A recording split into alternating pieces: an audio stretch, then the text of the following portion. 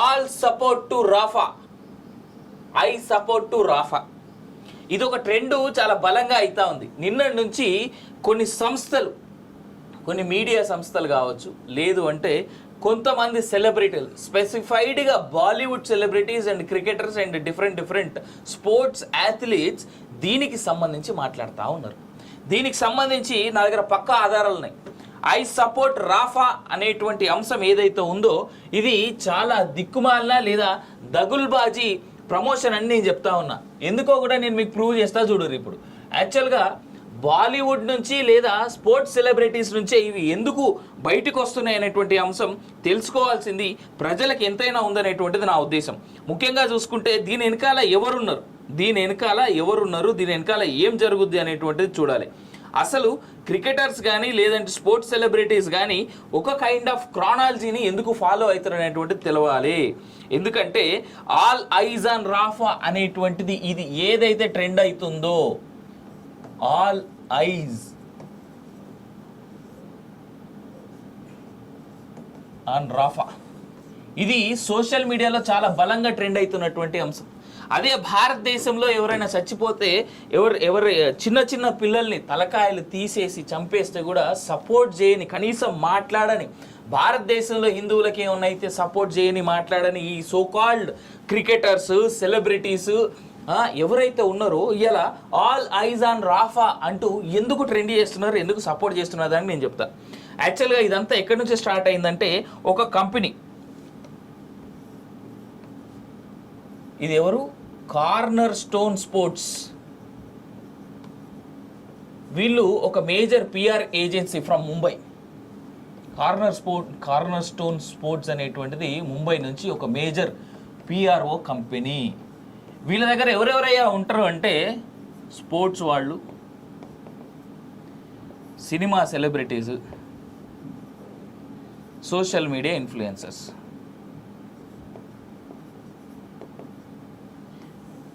ఎంతమంది ఉన్నారు వీళ్ళ దగ్గర ఈ సంస్థ కింద మొత్తం అంటే 260 నుంచి 350 మంది సెలబ్రిటీస్, సో కాల్డ్ సెలబ్స్ ఉన్నారు వీళ్ళ దగ్గర, స్పెషల్గా మన ఇండియా నుంచి. ఇప్పుడు మనం చాలా వరకు చూస్తున్న మాణిక్ చందు, గుట్కాలు, లిక్కర్ బ్రాండ్స్, దిక్కుమాల బ్రాండ్స్ అన్నీ హ్యాండిల్ చేసేది ఇగో ఈ సంస్థే. వీళ్ళ దగ్గర ఉన్నతో యాడ్లు చేయిస్తూ ఉంటుంది ఈ 260 నుంచి 350 మంది దగ్గరికి. అయితే ఈ సంస్థకి సెలబ్రిటీస్కి ఏంది సంబంధం, అసలు ఈ సంస్థతోని ఈ సెలబ్రిటీలు లేదా స్పోర్ట్స్ వాళ్ళు ఎందుకు ఆల్ ఐజ్ ఆన్ రాఫా అనేటువంటి ఐటమ్ని ట్రెండ్ చేస్తూ ఉన్నారో కూడా మనం మాట్లాడుకోవాలి. మీకు గుర్తుందో లేదో, రైతుల దీక్ష అని చెప్పేసి సోకాల్డ్ వరల్డ్ పాపులర్ సింగర్స్, తర్వాత క్రెటా అని చెప్పేసి ఒక పాప ఉండే, ఆ పాప ఏదది ఆమె వరల్డ్ నాకంటే పెద్ద ఎన్వైరన్మెంటలిస్ట్ ఎవరు లేరు అని చెప్పేసి ఆ అమ్మాయి చాలా చేస్తూ ఉండింది. బట్ దాని వెనకాల ఉన్నటువంటి స్టోరీస్ చాలామందికి తెలియక ఆ గ్రెటా అనేటువంటి అమ్మాయికి ఎంతమంది సపోర్ట్ చేసిరు అనేటువంటి చూడాలి. ఇక్కడ లెఫ్ట్ ఇకో సిస్టమ్ అనేటువంటిది ఏ విధంగా పనిచేస్తుందో అందరూ అర్థం చేసుకోవాల్సినటువంటి అంశం. యాక్చువల్గా ఈ కార్నర్ స్టోన్ స్పోర్ట్స్ అనేటువంటి సంస్థ ఎవరికి బాగా దగ్గరయ్యా అంటే రోహిత్ శర్మ వైఫ్కి.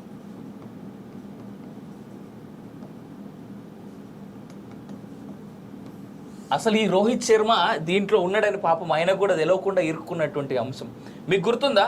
అయోధ్య రామాలయ నిర్మాణం తర్వాత ప్రాణ ప్రతిష్టకి రోహిత్ శర్మని, విరాట్ కోహ్లీని, ఇంకా చాలామంది క్రికెటర్స్ని ఆల్రెడీ ఈ అయోధ్య ట్రస్ట్ వాళ్ళు వెళ్ళి పిలిస్తే ఎవడు రాలే. గుర్తుందా మీకు ఎవరికైనా? గుర్తు లేకపోతే గుర్తు తెచ్చుకోండి లేదా గుర్తు చేసుకోండి. ఏ స్పోర్ట్స్ పర్సనాలిటీస్ కూడా టు బి ఆనెస్ట్ క్రికెటర్స్ ఎవ్వరు కూడా అయోధ్య రామ మందిర ప్రాణ ప్రతిష్ఠ నాడు ఎవరు లేరు. అయోధ్య రామ ప్రాణ ప్రతిష్ఠ నాడు నేనున్న అయోధ్యలో, నాకు తెలుసు, నేను కల్లారా చూసిన. వచ్చిన 8,000 మందిలో ఆనాడు ప్రాణ ప్రతిష్ఠలో నేను ఒకడిని అయోధ్యకి. ఏ స్పోర్ట్స్ పర్సన్ కూడా నాకు అక్కడ కనిపించలే. ఇన్ఫ్యాక్ట్ క్రికెటర్స్ అయితే ఎవరు కనిపించలే. We all celebrate them. ఒక సచిన్ టెండూల్కర్ రిటైర్ అయింది కాబట్టి నాకు తెలిసి అక్కడ ఉన్నట్టున్నాడు ఆ రోజున. మిగిలిన వాళ్ళు ఎవరు నాకు కనిపించలే. ఇన్ఫ్యాక్ట్ సచిన్ కూడా నేను చూసినట్టు నాకైతే గుర్తులేదు, టు బి ఆనెస్ట్.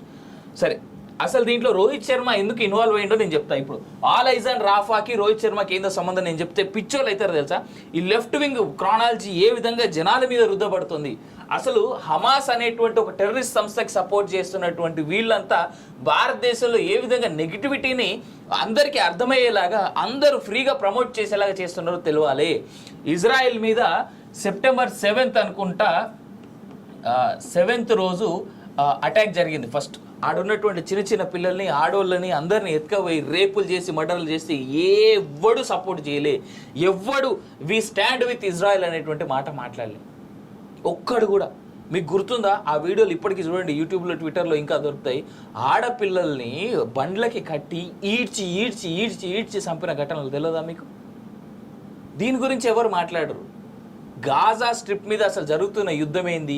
గాజా కానీ లేదంటే ప్యాలెస్తీన్లో భాగం గాజా. ఈ ప్యాలెస్తీన్ కానీ చుట్టూ ఉన్నటువంటి అన్ని ముస్లిం దేశాలు కలిసి ఇజ్రాయెల్ మీద ఉన్నటువంటి ఏదైతే దాన్ని ఉందో ఇజ్రాయెల్ని ఇప్పటికీ తీసుకొచ్చేసి ఆ ముస్లిం కమ్యూనిటీస్లో, ముస్లిం కంట్రీస్లో కలిపేయాలని జరుగుతున్నటువంటి యుద్ధం ఇది, ప్యాలెస్తీన్ వర్సెస్ ఇజ్రాయెల్ అనేటువంటిది. దానికోసమే హమాజ్ అనేటువంటి టెర్రరిస్టులు గాజాలో ప్లస్ ఇక్కడ రాఫాలో ఉంటున్నారు కాబట్టి ఇప్పుడు సెకండ్ డెస్టినేషన్గా రాఫాని ఎంచుకుంది ఇజ్రాయెల్. ఈ రాఫా అనేటువంటి లొకేషన్లోనే హమాస్ టెర్రరిస్టులు ఉన్నారు. హమాస్ టెర్రరిస్టులు అందరూ ఉన్నది ఎక్కడయ్యా అంటే ఈ రాఫాలోనే ఇప్పుడు. ఎందుకంటే ఆల్రెడీ గాజాని వేసేసింది ఇజ్రాయెల్ కాబట్టి ఇక మిగిలింది ఏది? ఈ రాఫాల తలదాచుకుంటున్నారు అందరూ. ఇజ్రాయెల్ వాళ్ళు అప్పటికే అడిగారు, మేము యుద్ధం స్టార్ట్ చేయకముందు మీరు ఎవరైతే మా దగ్గర నుంచి ఎత్తుకపోయారో మా వాళ్ళందరినీ మాకు అప్పచెప్పండి, మేము ఏది చేయం, మేము అందరిని వదిలేస్తాం అనేటువంటి మాట ఇన్లే ఈ హమాస్ అనేటువంటి టెర్రరిస్టులు. ఇప్పుడేమో మానాలు ప్రాణాలు పోతున్నాయని చెప్పేసి మాట్లాడుతాను. ఇజ్రాయెల్లో చచ్చిపోయిన వాళ్ళు మనుషులు కాదా? అసలు మూల కారణం ఏందో తెలియకుండా అందరూ సపోర్ట్ చేస్తే దాని వెనకాల ఉన్నటువంటి పిచ్చితనం ఏంది అనేది అర్థమవుతుంది. అంటే సోషల్ మీడియాలో ఎవడైనా సెలబ్రిటీ ఏదైనా పోస్ట్ పెడితే అది ఎంత దారుణంగా ఇన్ఫ్లుయెన్స్ చేస్తుంది వేరే వాళ్ళని అనేటువంటిది కూడా మనం తెలుసుకోవాల్సినటువంటి అవసరం ఎంతైనా ఉంది అనేటువంటిది జనాలు అర్థం చేసుకోవాలి. ఇక్కడ ముందు అర్థం కావాల్సింది ఏంటంటే సెలబ్రిటీ అనేటువంటి వ్యక్తి, అది ఏ సెలబ్రిటీ అయినా, అది క్రికెటర్ అయినా, సినిమా వాడైనా, ఇంకోటైనా వాళ్ళు ఏదైనా పోస్ట్ పెడితే పిచ్చిగా మనం ఏ రకంగా ఫాలో అయిపోయి వాళ్ళని పోస్టులని మనం సపోర్ట్ చేస్తూ ఉన్నాం అనేది తెలియాలి. రైట్. ఇక నేను ఇందాకనే చెప్పినట్టుగా అసలు రోహిత్ శర్మకి కార్నర్ స్టోన్ స్పోర్ట్స్కి ఆల్ ఐజ్ ఆన్ రాఫాకి ఏందో సంబంధం నేను చెప్తా. It is a paid campaign. All eyes on Rafah అనేటువంటిది paid campaign by the left wing. Left wing అంటే సింపుల్గా చెప్పాలంటే ఈ ధ్రువరాటి లాంటి చాలా కుక్కలు ఆ లెఫ్ట్ వింగ్లో పనిచేస్తాయి. రైట్. ఇక చూడు, రోహిత్ శర్మ పెళ్లి చేసుకున్నది ఎవరిని? రితికాని పెళ్లి చేసుకున్నాడు. రితికా సజ్దేశ్ ఈ అమ్మాయిని పెళ్లి చేసుకున్నాడు, వైఫ్ ఆఫ్ రోహిత్ శర్మ. ఈ అమ్మాయి కజిన్ ఎవరైతే ఉన్నారో సీమా సజ్దే బంటి, ఈ అమ్మాయి కజిన్ సీమ. ఈ అమ్మాయి పెళ్లి చేసుకున్నది బంటి సజ్దే. ఓకే. ఈ బంటి సజ్దే వైఫ్ ఎవరైతే సీమ ఉందో ఈ సీమ ఎవరికి ఎక్స్ వైఫ్ అయ్యా అంటే ఈ Seema ex wife of Sohail Khan. ఈ సోహెల్ ఖాన్ అంటే ఎవరైనా అడుగుతారేమో, సల్మాన్ ఖాన్ వల్ల అన్న తమ్ముడు ఉన్నాడు కదా, అన్న అనుకుంటా. యా. ఈ Bunty Sajdeh the owner of Cornerstone sports ఎవరైతే ఉన్నాడో ఈయన 260 నుంచి 350 మంది సెలబ్రిటీస్ని మేనేజ్ చేస్తారని చెప్పినా కదా ఈ సంస్థ తరపున.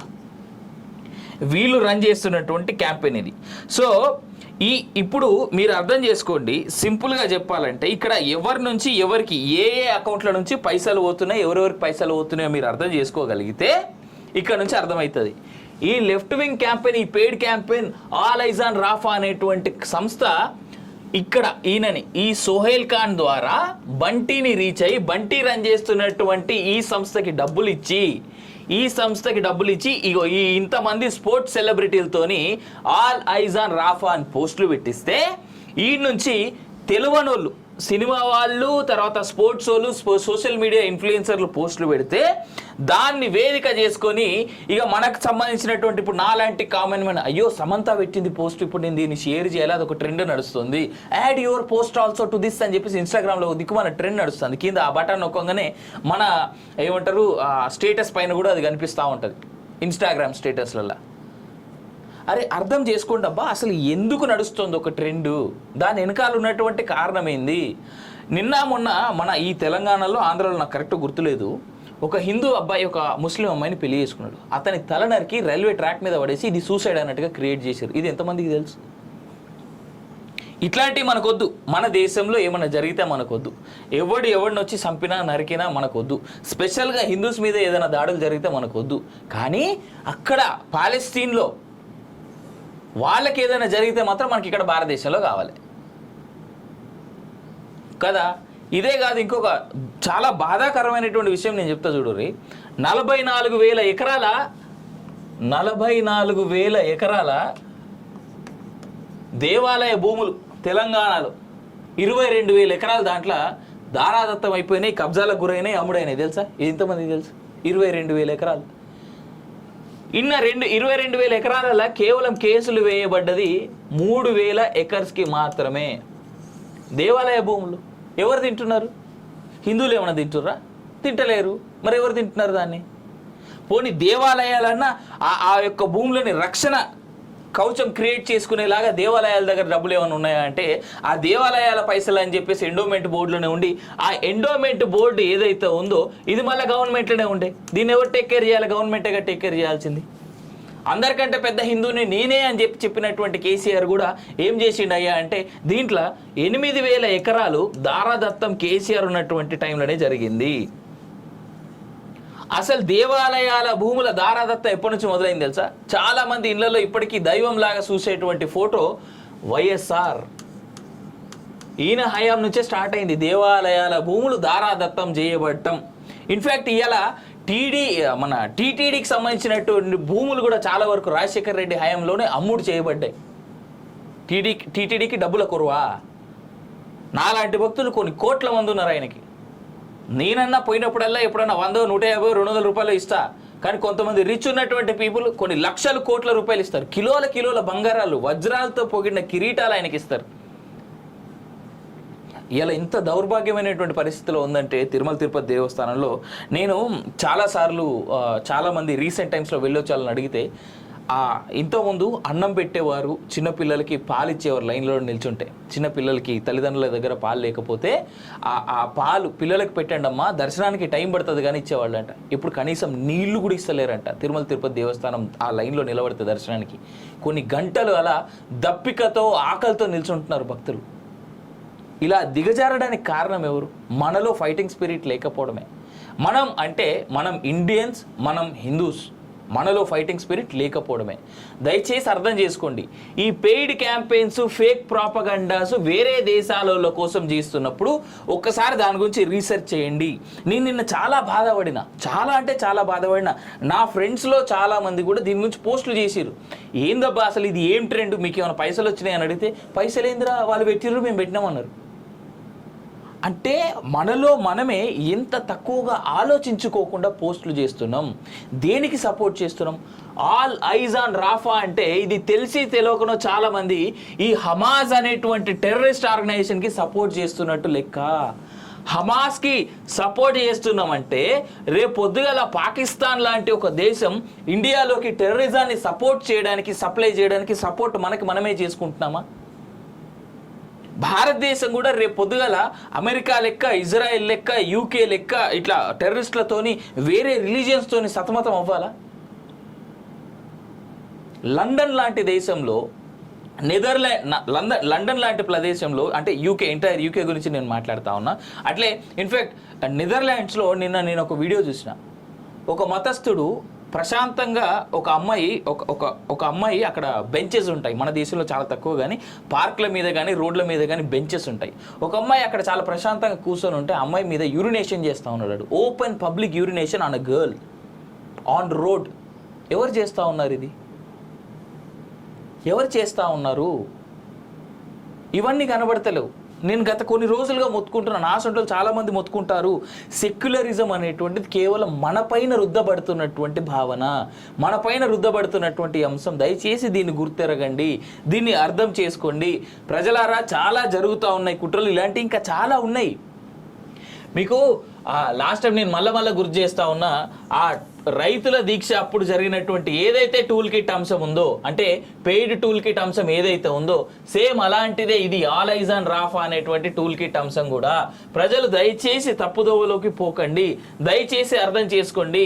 మన సినిమా వాళ్ళు లేదా పెద్ద సైజ్ సినిమా వాళ్ళు లేదంటే పెద్ద సైజు ఈ స్పోర్ట్స్ వాళ్ళు ఎవరైతే ఉన్నారో వీళ్ళంతా చేస్తున్నటువంటి ప్రాపగాండాస్లో చాలా వరకు పెయిడే. ఏ ఒక్క సెలబ్రిటీ కూడా మినిమం 15 నుంచి 20 లక్షల రూపాయలు తక్కువగా తీసుకోకుండా పోస్ట్ చేయడు. ఎవరికి కూడా పైసలు లేకుండా ఏ పోస్టులు వేయరాళ్ళు, ఒక్క వాళ్ళ ఫోటోలు వాళ్ళు తప్ప.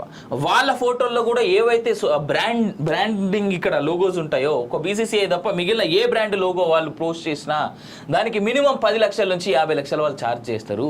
ఇంకొంతమంది అయితే 2 కోట్ల నుంచి 10 కోట్ల వరకు ఛార్జ్ చేసేటువంటి స్పోర్ట్స్ అథ్లీట్స్ మన ఇండియాలో ఉన్నారు. దయచేసి అర్థం చేసుకోండి. పైసలు ఇస్తే మాత్రమే వీళ్ళంతా పోస్టులు చేస్తారు. అర్థం చేసుకోండి అని రిక్వెస్ట్ చేస్తా ఉన్నా.